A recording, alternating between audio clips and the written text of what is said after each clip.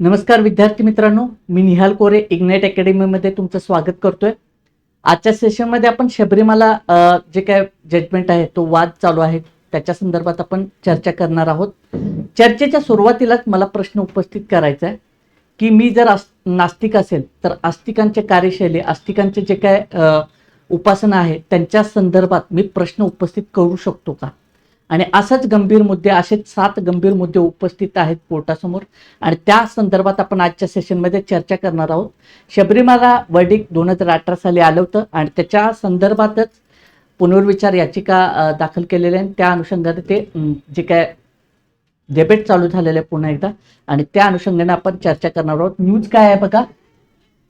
Supreme कोर्टमध्ये याचिका दाखल करण्यात आली. पुनर्विचार, beliefs of religious डिनॉमिनेशन्स destroyed due to individual rights assertion, review petitioner tells SC. म्हणजे इंडिव्हिज्युअल राईट्स आणि रिलिजियस राईट्स ह्याच्यामधला संघर्ष आपल्याला थोडासा दिसून येतो आणि त्याच्या संदर्भात ही व्याप्ती अशी आहे, व्यक्तिगत अधिकार आणि धार्मिक अधिकार यांच्या संदर्भातला व्याप्ती आणि याच्यातून कशा पद्धतीनं मार्ग काढायचा आहे ह्या संदर्भात आपण हे चर्चा करणार आहोत. प्रमुख मुद्दे काय आहेत ह्या समोरचे ते आपण चर्चा करूया. तत्पूर्वी आपण सर्व डिटेल्स बघूया UPSCच्या अनुषंगानं.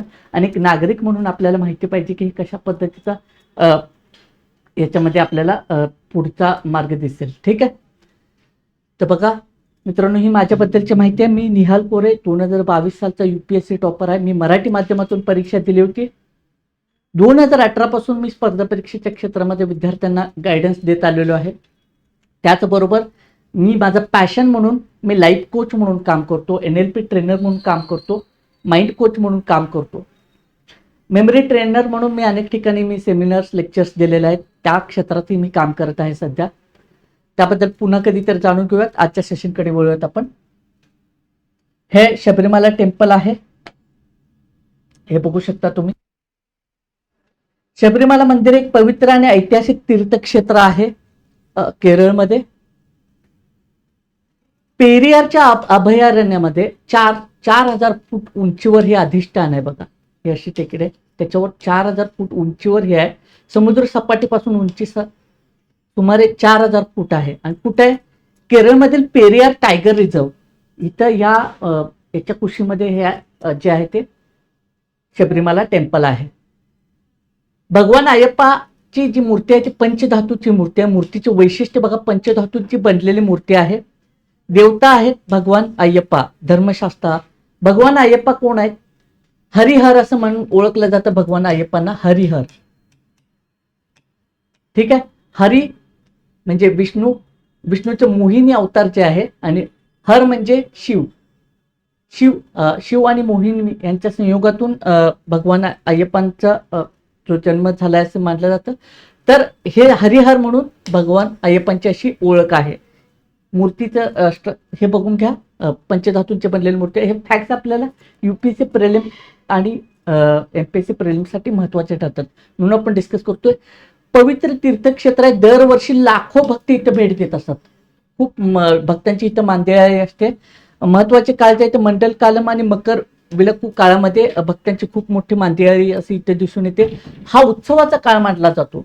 ठीक आहे, भक्तांची खूप गर्दी असते, उत्सवाचा काळ असतो आणि अशातच हा एक सातत्यानं सुरू असलेला हा एक डिबेटचा टॉपिक आहे, वाद राहिलेला आहे की महिला प्रवेशांच्या संदर्भातला. 18 पवित्र पायऱ्या हे खूप महत्वाचं आहे बघा. ह्या ज्या पायऱ्या 18 पवित्र पायऱ्या आहेत त्याचं खूप महत्व आहे ह्या मंदिरामध्ये. केवळ व्रतस्थांसाठीचा हा मार्ग आहे. 18 पवित्र पायऱ्या ज्यांनी व्रत ठेवलेलं आहे हे खूप कडक व्रत आहे आणि खूप महत्व आहे याच्यामध्ये हे व्रत पाळणाऱ्या भाविकांचं. तर सामान्य दर्शन वेगळं पडतं, पण 18 पवित्र पायऱ्यांसाठी तुम्हाला काय करावं लागेल? अटी आहेत. पहिली अट आहे बघा, 41 दिवसांचे कडक व्रत पूर्ण पाहिजे तुमचं, तर ह्या 18 पवित्र पायऱ्यांवर तुम्हाला प्रवेश मिळेल. दुसरी काय? डोक्यावर पवित्र इरुमुडी धारण केलेले असेल बघा. इथं हे बघताय तुम्ही, हे पवित्र इरुमुडी धारण केलेला असायला पाहिजे, तरच तुम्हाला तिथं त्या 18 पवित्र पायऱ्यांवर प्रवेश मिळेल. नियम काय? हे केवळ हे नियम पाळणारेच भक्त जे आहेत ना ते 18 पवित्र पायऱ्या चोरू शकतात. म्हणजे ते खूप पवित्रांनी मानलं जातं की त्या 18 पायऱ्या जर तुम्हाला ह्याच्यावरून जायचं असेल तर ह्या तुम्हाला अटी पूर्ण पाहिजेत. 41 दिवसाचं कडक व्रत. आता हे 41 दिवसाचं कडक व्रत काय आहे नेमकं ते बघा तुम्ही. त्याच्या आधी बघा, पंपा नदी ते मंदिर हा खडतर पायी प्रवास करावा लागतो तुम्हाला.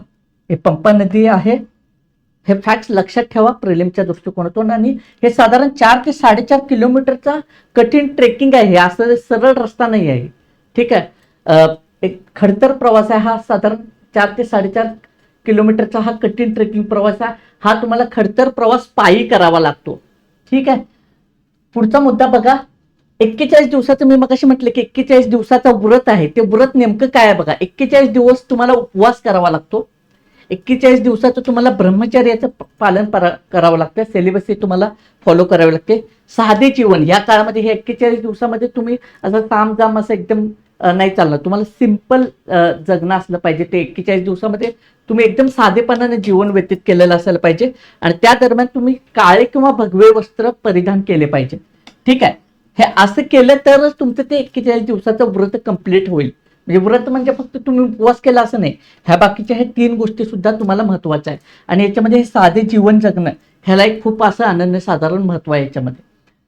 पुढचा मुद्दा बघा, हे महत्वाचं आहे की 3 वाजता, पहाटेचं 3 वाजता हा म्हणजे कोड ऑफ कंडक्टच आहे. हा पहाटे 3 वाजता तुम्हाला दैनंदिन पूजेची सुरुवात करावी लागते.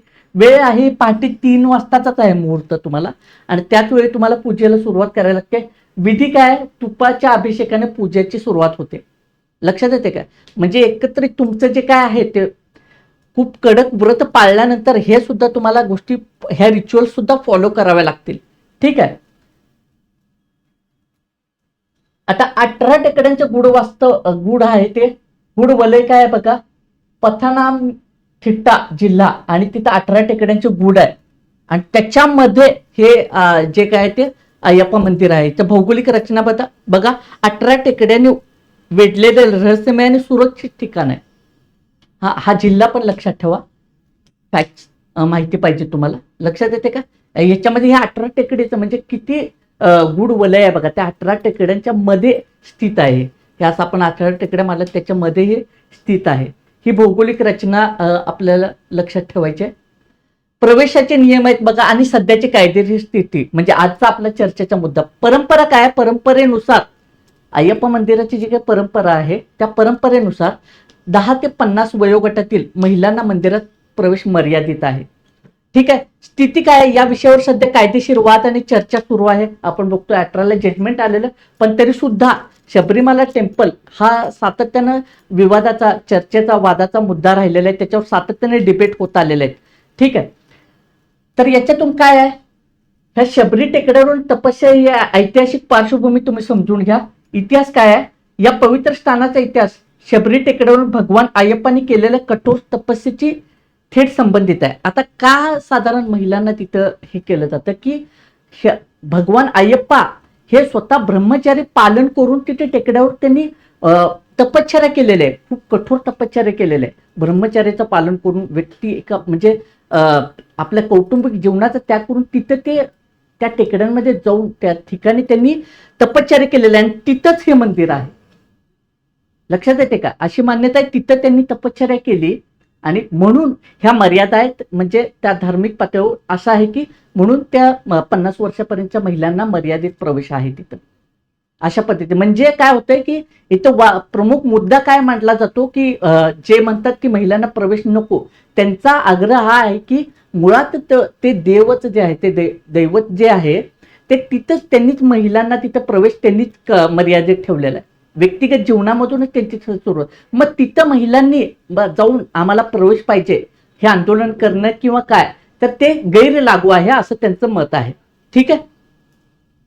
सर्वोच्च न्यायालयात शबरीमाला प्रकरण आल्यानंतर धर्म स्वातंत्र्य आणि समानता, मी काय सांगितलं की समानता, आपण काय केलं की समानतेच्या हक्कापोटी आपण गेलो, पण मुद्दा काय राहिला इथं धर्म स्वातंत्र्याचं काय, आर्टिकल 26चं काय झालं, हा खरा मुद्दा इथे चर्चेत आलेला आहे.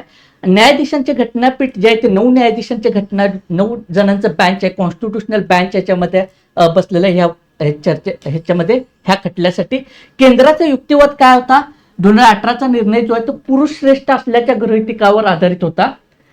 खरा संविधानिक प्रश्न याच्यामध्ये काय आहे बघा, धर्म स्वातंत्र्य आणि समानता याच्यामधला थेट ऐतिहासिक संघर्ष दिसून येतोय.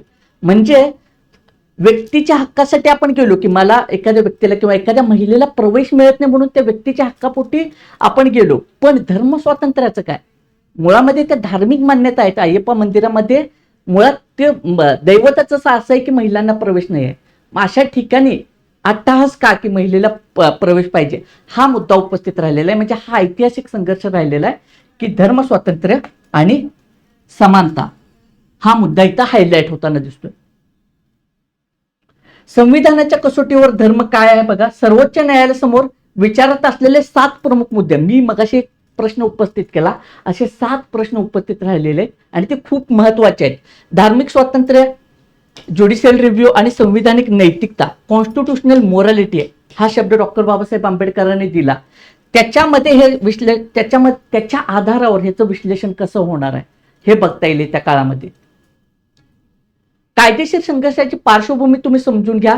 जे 7 प्रश्न उपस्थित राहिलेले आहेत त्यातले पहिले 1 ते 3 प्रश्न, आपण ते 7 प्रश्न उपस्थित ते बघणार आहोत. त्यातले पहिले 1 ते 3 प्रश्न आहेत ना, ते मूलभूत अधिकारावर उपस्थित होत आहेत. त्याच्यानंतर 4 ते 6 प्रश्न न्यायालयीन हस्तक्षेप आणि कॉन्स्टिट्यूशनल मोरॅलिटीचं काय ते उपस्थित होत आहेत. आणि पुढचा जो 7वा प्रश्न आहे, अधिकार, स्थान आणि आव्हान काय असेल. हे असे 7 प्रश्न खूप व्यापक आहेत ते, आणि याच्या आधारावर जे जजमेंट येईल ते खूप ऐतिहासिक जजमेंट असणार आहे. बघा प्रश्न 1 काय आहे बघा, 25 ची व्याप्ती आणि मर्यादा.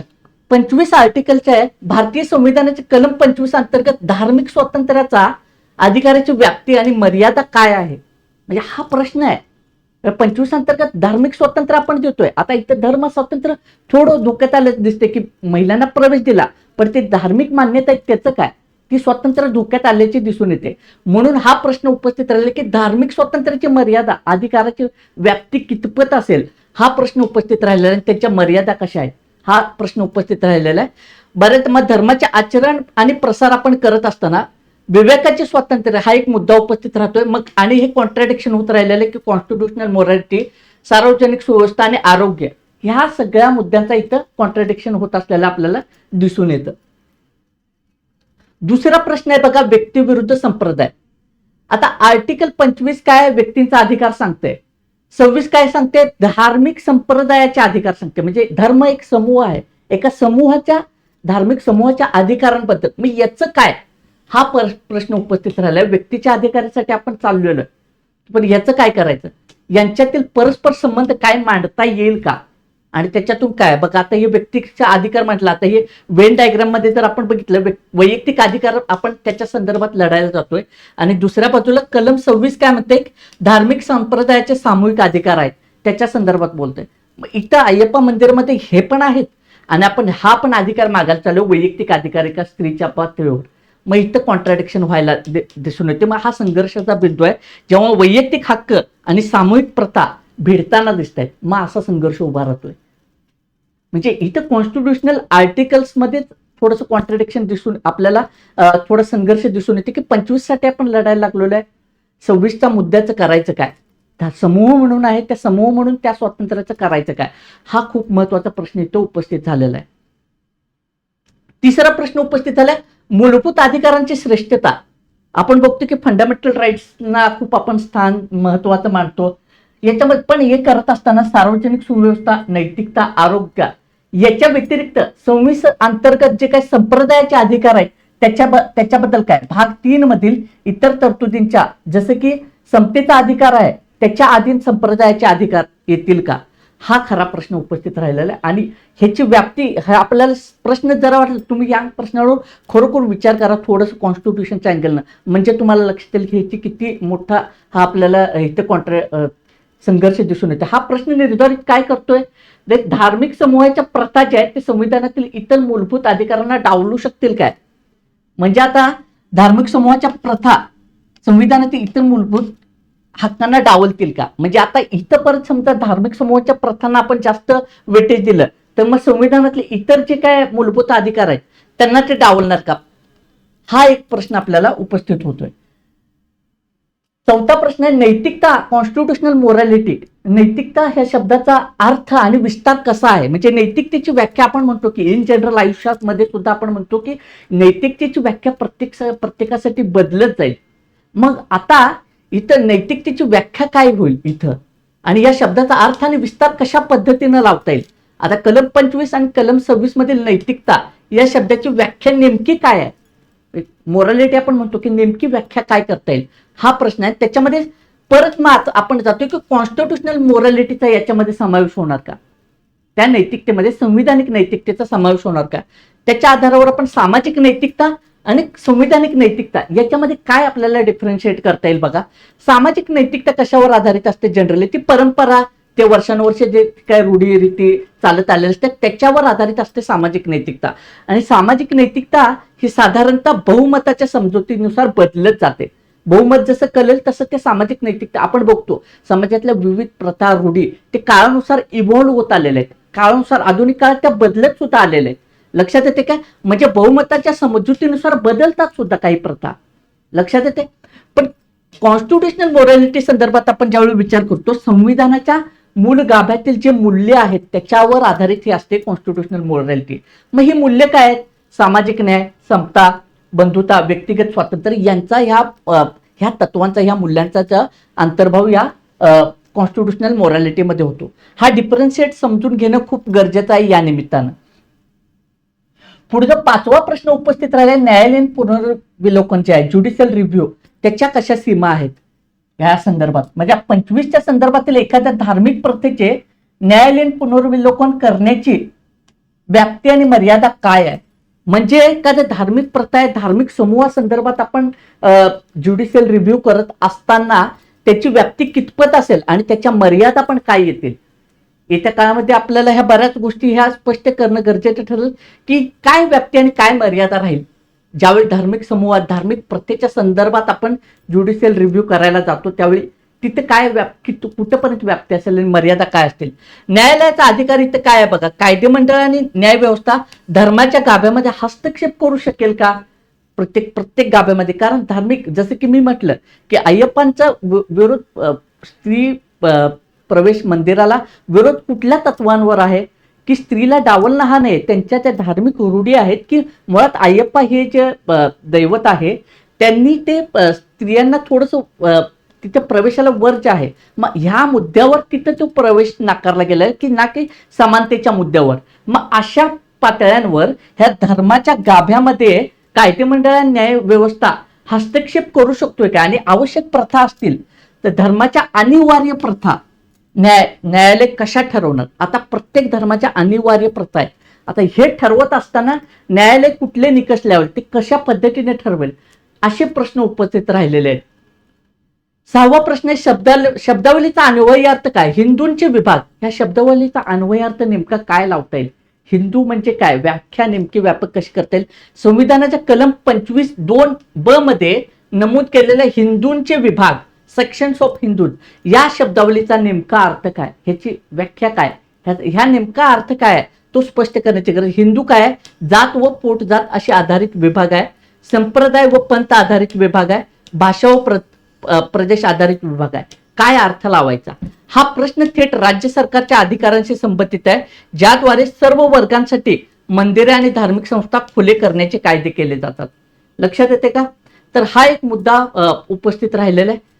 7वा प्रश्न आहे जनहित याचिका, जसं जो मी प्रश्न उपस्थित केला, PILच्या माध्यमातून अधिकार स्थान लोकस्टँडी, म्हणजे जो व्यक्ती एखाद्या धार्मिक संप्रदायाचा किंवा गटाचा भागच नाही आहे, जसे की मी सुरुवातीला लेक्चरच्या सुरुवातीलाच मी प्रश्न उपस्थित केला, तो एखाद्या संप्रदायाचा, धार्मिक संप्रदायाचा किंवा त्या गटाचा भाग नाही, तो जनहित याचिका PILच्या माध्यमातून त्या संप्रदायाच्या प्रथांवर, त्या संप्रदायाच्या जीवनशैलीवर प्रश्नचिन्ह करू शकतो का.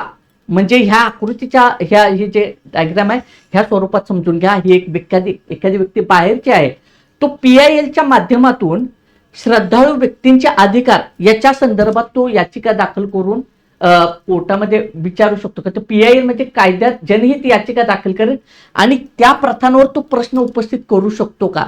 हा एक महत्वाचा गंभीर मुद्दा, खूप महत्वाचा प्रश्न उपस्थित झालेला आहे. हे 7 प्रश्न जे आहेत हे खूप महत्वाचे. फंडामेंटल राईट्स, रिलिजियस राईट्स ह्या संदर्भात, त्याचबरोबर इंडिव्हिज्युअल राईट्स, असा एक संमिश्र याच्यामध्ये आपल्याला संघर्ष दिसून येतो. आणि आर्टिकल 25 आणि 26 ह्या दोन्हीचं आपल्याला याच्यामध्ये दिसून येतं आणि कसा मार्ग निघेल हे आपल्याला येत्या काळामध्ये स्पष्ट होईल. पण हे प्रमुख 7 मुद्दे जे आहेत हे खूप महत्त्वाचे राहिले आहेत आणि हे प्रश्न उपस्थित झालेले आहेत. येत्या काळामध्ये हे जे जजमेंट येईल शबरीमालाचं हे खूप हिस्टॉरिक जजमेंट असणार आहे आणि याच्यातून काहीतरी व्यापक जजमेंट येईल असे आपण आशा व्यक्त करूयात. आणि आपण इश्यू वेगवेगळ्या इश्यूची चर्चा करत राहणार आहोत. संविधानातील समतोल काय आहे बघा, हे 7 प्रश्न केवळ कायदेशीर आहेत का? मी जसं की सांगितलं की हे फक्त कायदेशीर वाद नाही आहेत, तर ते भारताच्या लोकशाहीमध्ये आपण म्हणतो की इंडिव्हिज्युअल राईट्स आहेत, रिलिजियस राईट्स आहेत, सामूहिक श्रद्धा आहेत, व्यक्तींच्या वैयक्तिक श्रद्धा ते सामूहिक श्रद्धा, त्याचबरोबर सगळ्यात महत्वाचा मुद्दा संविधानिक मूल्ये, याच्यामधून काही समतोल एकसंध साधता येईल का? म्हणून मी काय म्हटलं की हिस्टॉरिक जजमेंट का असेल हे, ह्या सगळ्यातून एक समतोल साधण्याचा प्रयत्न असेल. ह्याच्यामध्ये व्यक्तिगत स्वातंत्र्य, संविधानिक नैतिकता, सामूहिक श्रद्धा, धार्मिक स्वातंत्र्य किंवा धार्मिक समूहाचे हक्क, ह्या सर्वांच्या याच्यातून एक बॅलन्स्ड साधता येईल का, साधण्याचा प्रयत्न असेल नक्कीच. न्यायालयाचा निर्णय केवळ एका प्रत्येपुरता मर्यादित न राहता भविष्यातील सर्व धार्मिक कायदेशीर पेच प्रसंगासाठी मार्गदर्शक ठरेल अशी आशा आहे. तर अशा पद्धतीने हा संविधानिक मुद्दा आपण चर्चा केलेला आहे. पार्श्वभूमी आणि कायदेशीर इतिहास काय आहे बघा, परंपरेपासून पुनर्विचारापर्यंत. शबरीमाला केरळचं एक ह्या परंपरा आपण बघितली की 10 ते 50 वयोगटातील महिलांना मंदिरात प्रवेश बंदी होते. 18ला ऐतिहासिक निकालाला सर्वोच्च न्यायालयाच्या 4-1 या बहुमताने सर्व वयोगटातील महिलांना प्रवेश खुला केला 18ला. ठीक आहे, इंडिव्हिज्युअल राईट्सच्या आधारावर. बट आता सद्यस्थिती काय आहे, पुनर्विचार याचिका दाखल केली. याच्यामध्ये हे राहिलेलं की धार्मिक प्रथा आणि संविधानात्मक नैतिकता यांच्यातील संघर्षाचा फेरविचार केला जावा, अशा पद्धतीची ही याचिका आहे. ठीक आहे, हे समजून घेतलं हे मुद्दे कशा पद्धतीने, म्हणजे 18ला हे जजमेंट आलेलं आहे, पण पुनर्विचार याचिका कुठल्या आधारावर समजून घ्या. धार्मिक प्रथा आणि संविधानात्मक नैतिकता यांच्यातील संघर्षाचा फेरविचार केला जावा. आणि 25 आणि 26 आर्टिकल हे खूप महत्वाचं आहे. धार्मिक समूहाचं स्वातंत्र्याचं काय करायचं. ठीक आहे, 26ची सुनावणी सूर्यकांत सरन्यायाधीश मान्य सरन्यायाधीश सूर्यकांत यांच्या 9 न्यायाधीशांच्या खंडपीठासमोर ही सुनावणी सुरू आहे. केंद्र सरकारचा मुख्य युक्तिवाद काय आहे, 18चा जो काय 2018चा निर्णय आहे ना, तो केवळ पुरुष श्रेष्ठ आहेत ह्या एकांगी गृहीतकावर आधारित होता. पण काही मंदिरात प्रवेश पुरुषांना सुद्धा नाही आहे. मग इथं पुरुषांना प्रवेश नाही आहे याचा अर्थ तिथं परत पुरुषांनी आंदोलन करावे, याचिका दाखल करावे असा एक प्रश्न आहे. भारताच्या धार्मिक वैविध्यामध्ये असे अपवाद आहेत. उदाहरणार्थ केरळमधील एका विशिष्ट मंदिरात पुरुषांना प्रवेशासाठी स्त्रियांसारखे वस्त्र परिधान करावे लागतात. आपण बघतो बघा, साऊथच्या बऱ्याच मूव्हीजमध्ये वगैरे आपण ते बघतो. तर हे म्हणजे ह्या प्रथा आहेत, ह्या धार्मिक प्रथा आहेत. ठीक आहे, आणि इथं आपण इंडिव्हिज्युअल राईट्स घेऊन न जाता हे धार्मिक प्रथाचं करायचं काय, हा एक प्रश्न आहे. धार्मिक प्रथांमधील विविधता आपण समजून घेतली पाहिजे. धार्मिक प्रथा अत्यंत वैविध्यपूर्ण आहेत. हे रिजनल म्हणजे प्रादेशिकतेचा ह्याच्यामध्ये अँगल आहे, काही ऐतिहासिक अँगल आहे. त्यामुळे देशभरात सर्वत्र एक समान निकष लावता येणार नाहीये. त्या धार्मिक समूह काय, त्या धर्माचा प्रवाह कशा पद्धतीने आहे आणि त्याच्या आधारावर त्या धर्म स्वातंत्र्याचा मुद्दा उपस्थित होतो. आता संविधानात्मक प्रश्न काय, कलमांचा परस्पर संघर्ष कसा राहिलेला आहे. समानता आणि भेदभाव विरोधी आर्टिकल 14 आणि 15 कायद्यासमोर समानता आहे, त्याच्यामध्ये धर्म, वंश, जात, लिंग यावर आधारित भेदभावास मनाई आहे. आणि कलम 17 नुसार अस्पृश्यतेचा निषेध केलेला आहे. आपल्याला सर्व माहिती आहे, अबोल्युशन ऑफ अनटचेबल्स. मग याच्यावर काय म्हणतात न्यायमूर्ती नागरत्न, काय म्हणतात की 3 दिवसासाठीची मासिक पाळी ही अस्पृश्यता असू शकत नाही. ठीक आहे, मग धर्म स्वातंत्र्य काय, 25 आणि 26 आर्टिकल अंतर्गत विवेकाचे स्वातंत्र्य, धर्माच्या मुक्त प्रकटीकरणाचा अधिकार आहे आणि धार्मिक संप्रदायाचे व्यवस्थापन. आता इथं हा मंदिरासंदर्भातला मुद्दा आहे. धार्मिक संप्रदायाचे व्यवस्थापन म्हणजे टेम्पल वगैरे त्यांचं जे काय व्यवस्थापन करण्याचा त्यांचा तो अधिकार आहे. हा मुद्दा आपल्याला इथं समजून घ्यायचा आहे. सुनावणीतील कळीचे मुद्दे काय आहेत बघा, न्यायव्यवस्थेसमोरील 3 पेच प्रसंग आहेत, हे समजून घेऊयात आपण. धार्मिक श्रद्धा विरुद्ध समानता, हे आपण मग बघितलं, आपण सुरुवातीलाच बघितलं की इथं संघर्ष काय, धार्मिक श्रद्धा आहे आणि समानता हा संघर्ष राहिलाय. श्रद्धेच्या अधिकाराचा, राईट टू फेथ, समानतेच्या अधिकाराशी असलेला थेट आणि जटिल संघर्ष आपल्याला इथं दिसून येतो. ठीक आहे, म्हणजे समानता, स्त्री पुरुष समानता तिथं द्यायची आहे का, इथं परत मग धर्माचा जे काही धार्मिक श्रद्धा आहे त्याचा इथं हा संघर्ष आहे. दुसरं काय, ज्युडिशियल रिव्ह्यू संदर्भात आहे, धार्मिक प्रथामध्ये न्यायालयीन कितपत हस्तक्षेप करायचा आहे आणि त्याच्या मर्यादा आणि व्याप्ती काय. मी मगाशी प्रश्न उपस्थित केला, म्हणजे धार्मिक प्रथामध्ये न्यायालय कितपत हस्तक्षेप करू शकेल, त्याची व्याप्ती काय असेल आणि मर्यादा काय असेल, सीमारेषा काय आहे, ती आखली जावी का, हा एक प्रश्न आहे. त्याच्यानंतर भक्तांची श्रद्धा, केंद्र सरकारची भूमिका काय आहे याच्यामध्ये. बघा, मंदिरात प्रवेशाचा अधिकार हा पाश्चात्य समानतेच्या चष्म्यातून आपण बघत आलेलो आहे, पण तसं न बघता भक्तांच्या श्रद्धेला भक्तांच्या श्रद्धेच्या संदर्भातच तपासला गेला पाहिजे. बऱ्याचदा काय होतं की आपण काय करतो की पाश्चात्य समानतेची जी काय व्याख्या त्याच्या अँगलनं बघायला जातो. मग आपल्या इथल्या त्या काय धर्मप्रवाह आहेत आणि भक्तांचे काय जी काही श्रद्धा आहे, ठीक आहे, इंडिव्हिज्युअल फेथ आहेत, त्याला आपण इग्नोर करतो. पण त्याचं न ते पाश्चात्य चष्म्यातून न बघता की भक्ताच्या श्रद्धेच्या संदर्भात तपासलं गेलं पाहिजे, अशी केंद्र सरकारची याच्यामध्ये भूमिका आहे. पुढे बघा, युपीएससी परीक्षेसाठी आपल्याला परीक्षेच्या अँगलनं आपण हे मुद्दे आपण समजून घेतलं. परीक्षेच्या संदर्भात महत्वाचे मुद्दे, कलम 14, 15, 17 विरुद्ध 25 आणि 26 हा केवळ संघर्ष नाही तर समतोल साधण्याचं आव्हान. मी मगाशी म्हटलं की फक्त एक आर्टिकलचा संघर्ष नाही, ह्या सगळ्या ह्याच्यातून आपण समतोल कसा साधणार आहोत, बॅलन्स कसा साधणार आहोत, हे फक्त कलमांचा संघर्ष असं नका बघू, याच्यामध्ये आपण कसं बॅलन्स साधणार आहोत, हे एक आव्हान आहे याच्यामध्ये. दुसरं बघा, संविधानिक नैतिकता विरुद्ध धार्मिक परंपरा, म्हणजे धर्म परंपरा की कॉन्स्टिट्युशनल मोरॅलिटी, हा एक प्रश्न उपस्थित राहिलो आहे. आणि याच्यामध्ये पारंपरिक धार्मिक श्रद्धांवर कॉन्स्टिट्युशनल मोरॅलिटी किंवा नैतिकतेची व्याख्या, संविधानात्मक नैतिकतेची व्याख्या आहे, ती मात करू शकते का. ठीक आहे, म्हणजे कॉन्स्टिट्युशनल मोरॅलिटी सुप्रमसी राहील का रिलिजियस ह्याच्यावर, रिलिजियस मॅटरवर, हा एक मुद्दा आहे. पुढे काय, एक समान नियमाची अडचण. आता युनिफॉर्म रूल आपण लावला सगळीकडे, ते पण ती अडचणच करते. केंद्र सरकारची भूमिका याच्यामध्ये काय आहे, आपण जर समजा भारतासारख्या बहुलवाद, आता भारतामध्ये एवढी डायव्हर्सिटी आहे आणि अशा ठिकाणी एकच आपण रूल लावला, एक समान नियम लादणं, तर प्रशासकीय आणि सामाजिक दृष्ट्या अत्यंत कठीण आहे. कारण वेगवेगळ्या परंपरा आहे, म्हणजे जसं की बघा, आता काही आदिवासी समूह असे आहेत की तिथं आपल्याकडे जनरली स्त्री पुरुषाच्या घरी जाते लग्नानंतर, पण काही याच्यामध्ये असं आहे की पुरुष हा स्त्रियांच्या घरी जातो. मग अशा काही वेगवेगळ्या प्रत्येक कॉम्प्लेक्सिटी आहे, खूप म्हणजे डायव्हर्सिटी आहे. आणि अशा पद्धतीनं मग असा असताना, अशी समाजरचना, अशी धर्मरचना असताना एकच नियम सरसकट सगळीकडे लादणं प्रशासकीय आणि सामाजिक दृष्ट्या अत्यंत कठीण आहे, अशी केंद्र सरकारची भूमिका याच्यामध्ये आहे. तर न्यायालयीन दृष्टिकोनातील बदल काय आहे बघा, 18च्या निकालापासून 2026च्या पुनर्विचार याचिकेपर्यंत सर्वोच्च न्यायालयाच्या विचार प्रक्रियेत झालेला वैचारिक प्रवास, तो आता एक नवीन जजमेंट आणि काही बॅलन्स साधण्याचा इथं आपल्याला येत्या काळामध्ये प्रयत्न दिसेल. ठीक आहे, मी जसं की म्हटलं की ह्या इव्हॉल्व्ह होत असतात. मगाशी मी काय म्हटलं की जे परंपरा जे आहेत ते इव्हॉल्व्ह होत असतात, तशा पद्धतीने एक इन्स्टिट्यूशनल थॉट प्रोसेस आहे, ती सुद्धा इव्हॉल्व्ह होताना दिसेल आपल्याला इथं.